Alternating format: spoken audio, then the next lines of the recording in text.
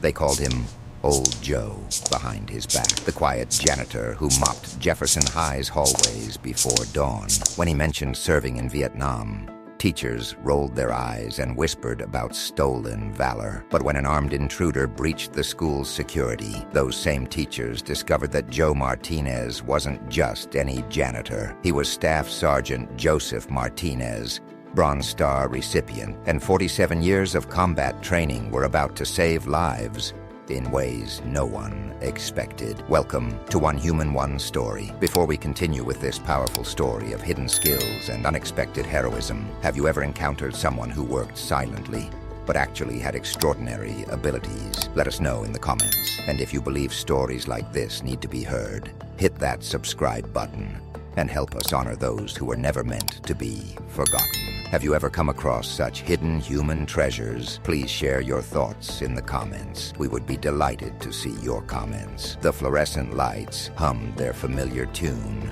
as Joe Martinez pushed his cart down the empty hallway of Jefferson High School. At 68, he moved with deliberate care, his weathered hands gripping the mop handle with the steady confidence of someone who'd learned to find purpose in simple tasks. The Bronze Star medal sat hidden in his locker, wrapped in tissue paper, a reminder of a life most people here would never understand. "Morning, Joe," called out Principal Sandra Williams as she arrived for another day. Her heels clicked against the freshly mopped floors, creating the only sound in the pre-dawn silence. "Morning, ma'am," Joe replied, his voice carrying a slight accent that spoke of New Mexico roots and decades of hard living. He'd been working at Jefferson High for 8 years now, ever since his wife Elena passed, and he needed something to fill the endless quiet of their empty house. What Principal Williams didn't know, what none of them knew, was that Joe Martinez had once led a squad through the jungles of Vietnam, that he'd earned his Bronze Star by carrying 3 wounded soldiers to safety under enemy fire, that he'd spent 22 years in the Army before retiring,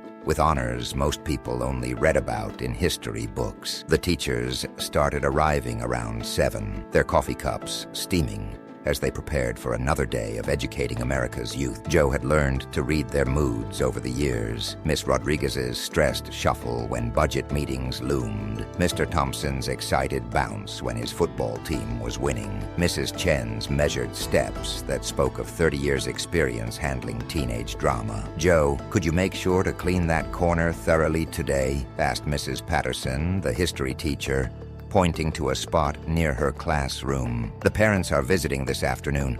"Yes, ma'am," Joe nodded, already knowing that corner was spotless. He'd been cleaning it the same way for 8 years, with the precision his drill sergeant had beaten into him decades ago. Everything had its place.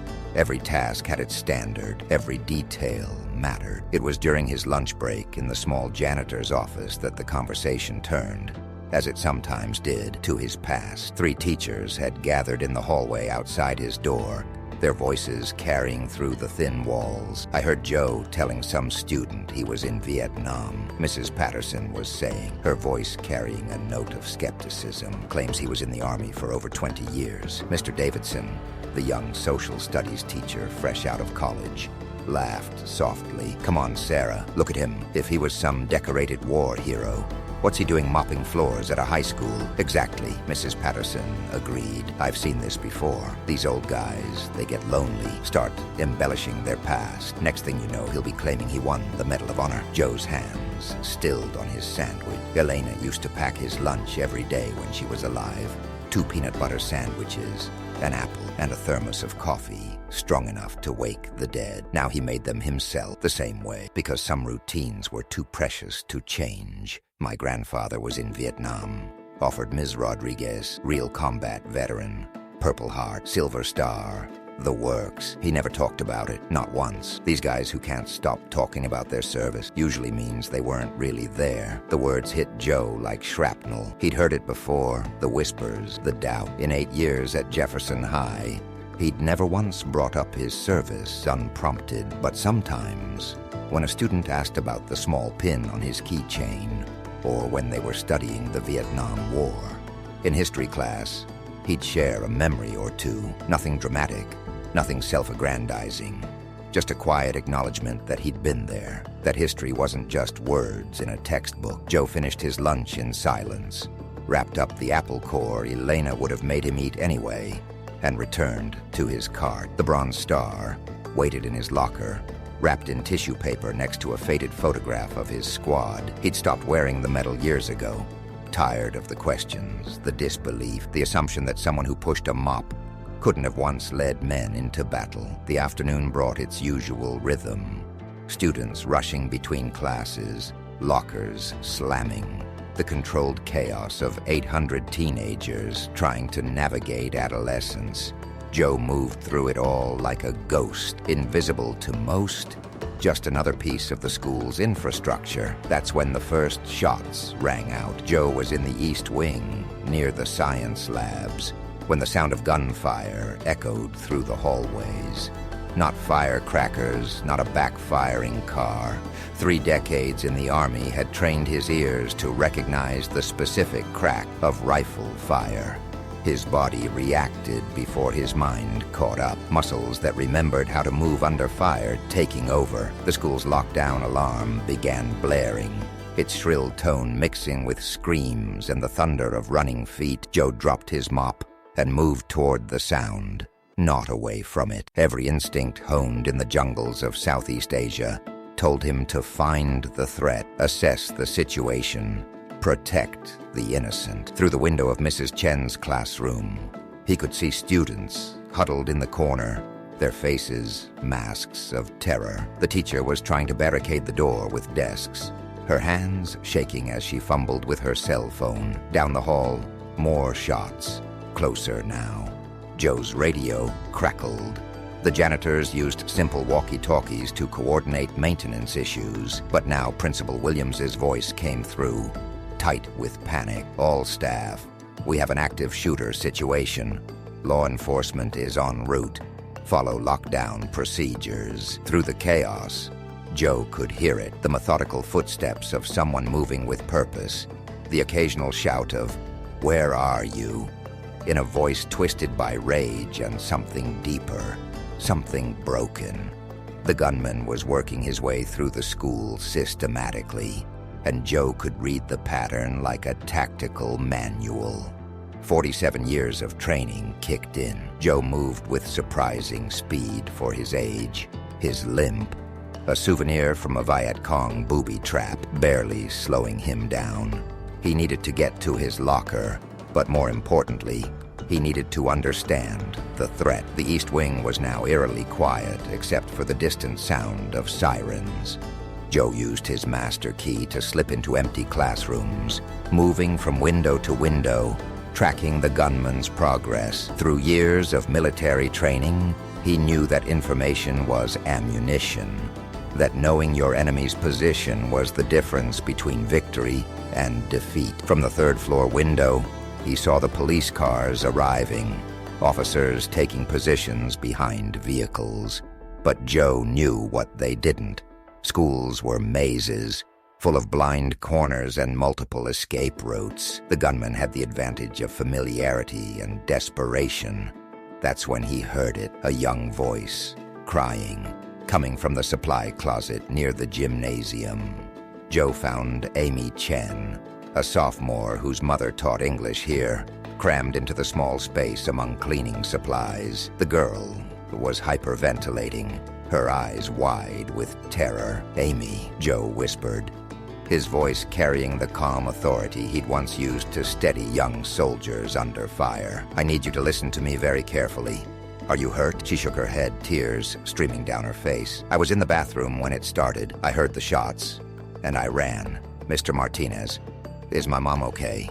Is she safe?" Joe looked into those frightened eyes and made a decision that would have gotten him court-martialed in Vietnam, but felt absolutely right here. "Your mom is fine, Amy, but I need you to stay here. Stay quiet until the police come for you. Can you do that for me?" She nodded, and Joe closed the closet door gently. Then he began moving toward the sound of gunfire, every step taking him back to a place he'd thought he'd left behind forever. The school's PA system crackled to life, the shooter's voice now filling every classroom. I know you're all hiding, but you can't hide forever. This school destroyed my life, and now I'm returning the favor." Joe recognized the voice. David Kellerman, a former student who'd graduated 3 years ago. The kid had been troubled then, angry. But Joe had never imagined it would come to this. Through his years at Jefferson High, Joe had learned to read people the way he'd once read terrain. David had been one of the ones he'd worried about, a young man carrying too much rage and not enough hope. The shots were coming from the main administrative area now. Joe could picture the layout in his mind. Principal Williams's office, the guidance counselor's rooms, the main attendance desk where students checked in late. David would have a clear view of anyone trying to approach from the main entrance, but there was another way. Joe's master key opened the maintenance corridor that ran behind the main offices. It was a narrow space filled with pipes and electrical conduits designed for repairs and renovations.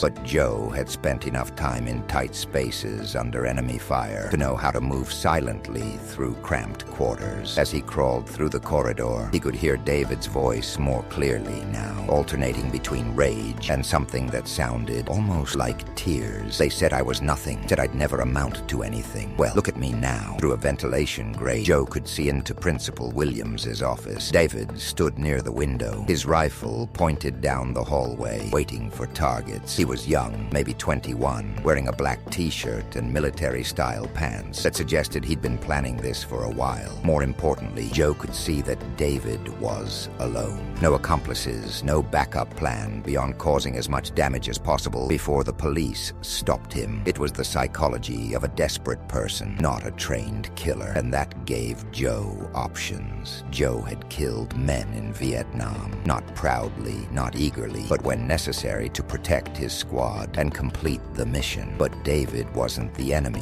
He was a lost kid who'd taken his pain and turned it outward because he didn't know what else to do. Moving with the silence that had kept him alive in hostile territory, Joe positioned himself behind the maintenance panel that opened into the office. David was focused on the hallway, his finger on the trigger, his body tense with adrenaline and fear disguised as anger. Joe had one chance. If he missed, if he hesitated, more people would die. But if he succeeded, maybe this could end without adding David's name to the list of casualties. The panel opened with the slightest whisper of metal on metal. Joe emerged from the wall like a ghost from the past, his movements fluid despite his age. David never saw him coming. Joe's hands, weathered by decades of work but still strong, closed around David's wrists with the precision he'd learned restraining prisoners in hostile territory. The rifle clattered to the floor as Joe applied pressure to specific points, techniques the Army had taught him for disarming opponents without causing permanent damage. "Easy, son," Joe said, his voice carrying the calm authority of someone who'd talked men down from much worse situations. "It's over now. Nobody else needs to get hurt." David struggled for a moment, then seemed to collapse inward, all the rage leaving him at once. "You don't understand," he sobbed. "They all laughed at me, said I was worthless, said I'd never be anything." Joe maintained his grip, but eased the pressure, his voice softening. "I understand more than you know, David. I've seen what anger can do, what it costs, but this isn't the way." "Who are you?" David asked, finally looking at Joe with recognition dawning. "You're just the janitor. I'm Joe Martinez," he replied simply, "and right now, I'm the man who's going to help you make this right." Within minutes, the police had secured the scene. David was taken into custody without further violence, his weapons secured. His rampage ended not by SWAT teams or tactical officers, but by a janitor who'd refused to let another young man destroy his life. Principal Williams found Joe in the hallway afterward, sitting on a bench outside her office. Her hands were shaking as she approached him, her professional composure finally cracking. "Joe," she said, her voice barely above a whisper, "what you did. How did you know how to? Where did you learn?" Joe looked up at her, this woman who'd employed him for 8 years without ever really seeing him. "Vietnam, ma'am. Long time ago." "You were really there? Really in the military?" "For the first time in years," Joe smiled, not the polite smile he gave while mopping floors, but the genuine expression of a man who no longer needed to hide who he was. "Yes, ma'am. 22 years in the Army. Staff Sergeant Joseph Martinez, 1st Cavalry Division." Principal Williams sat down beside him on the bench, the weight of the day settling between them. "Joe, I'm sorry. I never asked. I never knew. Wasn't looking for recognition, ma'am. Just trying to do my job." The next day, as news crews descended on Jefferson High and the story of the janitor hero spread across social media, Joe went to his locker for the first time in months. The Bronze Star sat where he'd left it, wrapped in tissue paper next to the faded photograph of his squad. Most of those young men in the picture hadn't made it home from Vietnam. They died believing in something bigger than themselves, protecting people who would never know their names. Joe unwrapped the medal and pinned it to his shirt, not for the cameras or the reporters, but for them. For Elena, who'd always been proud of his service even when he tried to forget it. For David, who needed to see that strength came from protecting others, not hurting them. When the teachers saw him that morning, they stopped talking about stolen valor. Mrs. Patterson, who'd whispered about his supposed embellishments, approached him with tears in her eyes. "Joe, I owe you an apology. We all do. We were wrong about you." Joe nodded, accepting her words without bitterness. "We're all wrong about each other sometimes, ma'am. Important thing is what we do when we learn the truth." Amy Chen found him during lunch break, her mother beside her. The girl who'd hidden in the supply closet now looked at Joe with something approaching awe. "Mr. Martinez," she said, "my mom wanted to thank you for keeping me safe, for stopping him." Joe knelt down to Amy's level, his voice gentle. "You kept yourself safe, Amy. You stayed calm. You followed instructions. That took courage. Were you scared?" she asked, the question that had been weighing on her mind. Joe considered the question seriously. "Yes, Amy, I was scared. But being brave doesn't mean you're not scared. It means you do what's right even when you are." The medal on his chest caught the light as he stood, but Joe barely noticed it anymore. The Bronze Star wasn't the measure of who he was. It was just a reminder of what he'd learned. That courage comes in many forms, that heroism often wears work clothes, and that the most important battles are sometimes fought not with weapons, but with wisdom, patience, and the willingness to see the person behind the pain.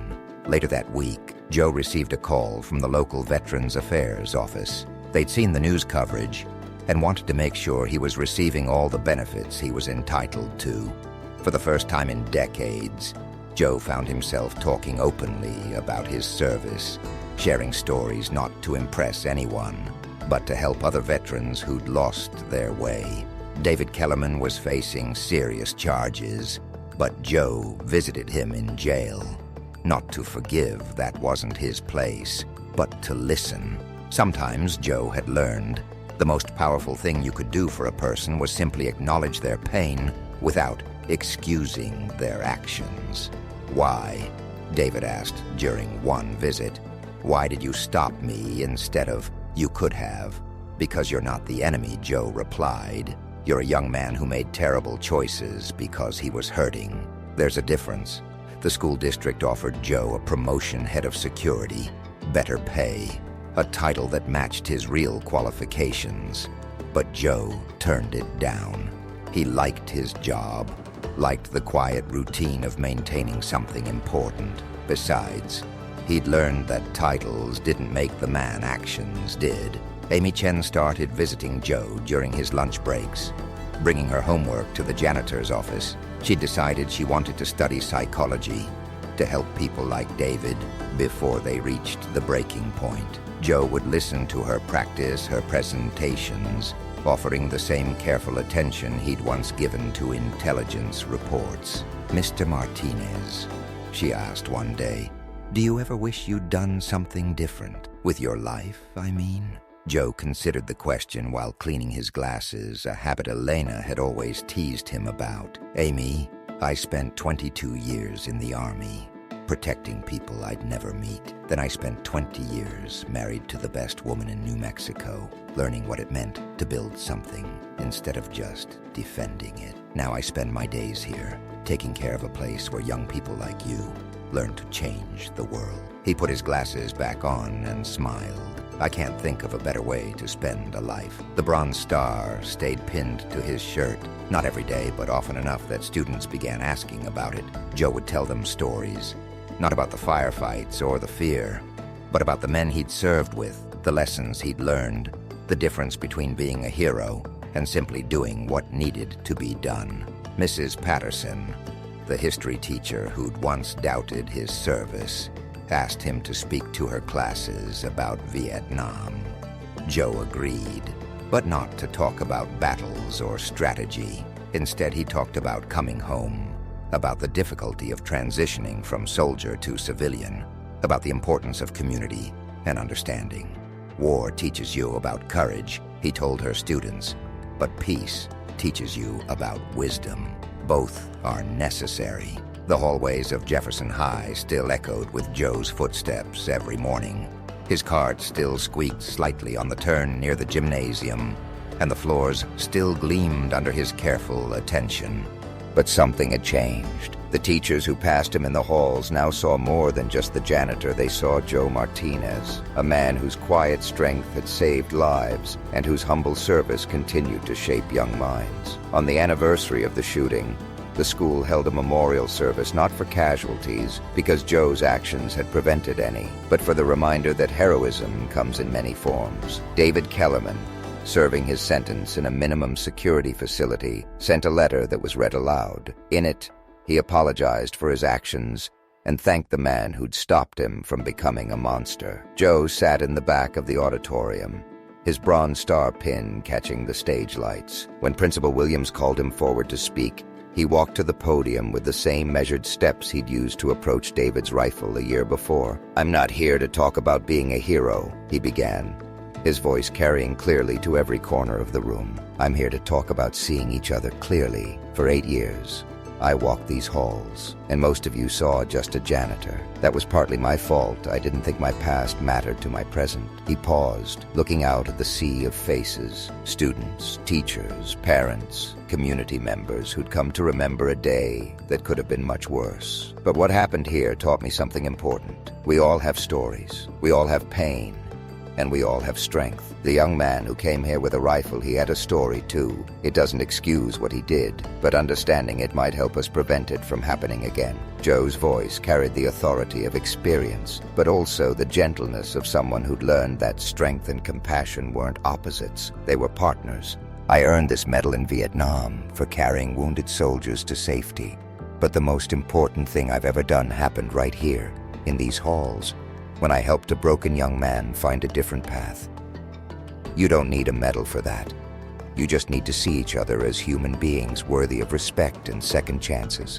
The applause that followed wasn't for the hero who'd stopped a school shooting.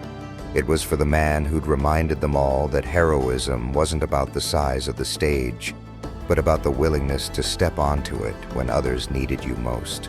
After the ceremony, as the crowd dispersed and the normal rhythms of school life resumed, Joe returned to his cart, his mop, his quiet routine. But the Bronze Star remained pinned to his shirt, no longer hidden in a locker, but worn with the quiet pride of a man who'd learned that every day offered new opportunities to serve, to protect, and to remind the world that honor comes in many forms. The hallways of Jefferson High would always remember the day the janitor became a hero. But Joe Martinez knew the truth.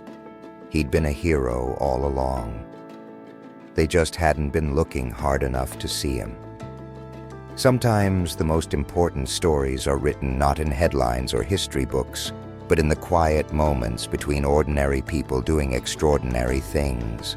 And sometimes the janitor mopping your floors carries a Bronze Star in his heart, waiting for the moment when his true calling reveals itself. This story was brought to you by One Human One Story. Have you ever discovered that someone you overlooked had an incredible story?